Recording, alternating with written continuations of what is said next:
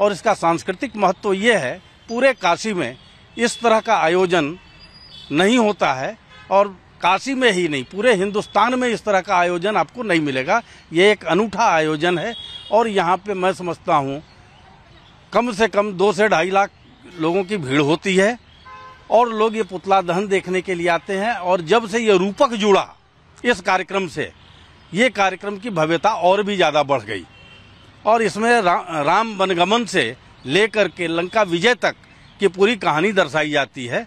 और उस कहानी को देख करके यहाँ जो दर्शक होते हैं भाव विभोर होते हैं, उन्हें आनंद आता है। उसके बाद जब पुतला दहन का कार्यक्रम होता है तो यहाँ बहुत अच्छी आतिशबाजी भी होती है जो बड़ी अनूठी होती है और सत्य की असत्य पर विजय की जो स्थिति समाज में है उसको सिद्ध करने के लिए ये प्रोग्राम होता है और बहुत ही भव्य प्रोग्राम होता है। रावण के साथ मेघनाथ, कुंभकर्ण, ये 3 प्रतिमाएं यहाँ पे बनती हैं, लगातार बनती चली आ रही हैं और इस बार भी आपको दिखाई पड़ रहा है जगह जगह बनी हैं और ये अंतिम स्तर पे हैं और अब जा कर के इन्हें खड़ा करने का काम होगा जो विजयदशमी के दिन इनका दहन किया जाएगा और उसी के साथ साथ आतिशबाजी होगी और असत्य पर सत्य की विजय का जय घोष होगा।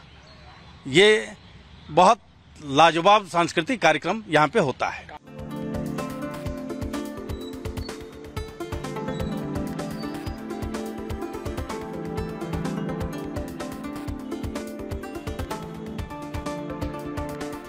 बरेका की सबसे बड़ी खासियत है कि जो यहाँ 2.5 घंटे का मोनो एक्टिंग रूपक होता है वर्ल्ड में और कहीं नहीं होता है।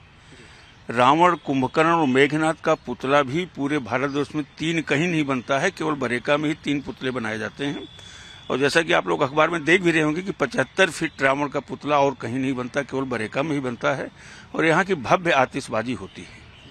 कहाँ से लोग आते हैं? प्रथा कब से शुरू हुई? ये प्रथा DLW की स्थापना के समय से सन 1961 से चली आ रही है और इसको देखने के लिए बनारस के लोग तो आते ही आते हैं। बनारस के आसपास जिलों से भी काफी भीड़ यहाँ होती है, करीब 2-2.5 लाख तक की भीड़ यहाँ हमेशा होती है। प्रिपरेशन कैसा चल रहा है? प्रिपरेशन अभी आप अंतिम चरण पर है। आप ग्राउंड पर देखे होंगे कि सब पुतले वहाँ पहुँच गए हैं, क्रेन आ गई है, बस ऑफिस से निकल के अब हम लोग वहीं चल रहे हैं पुतलों को खड़ा कराने के लिए।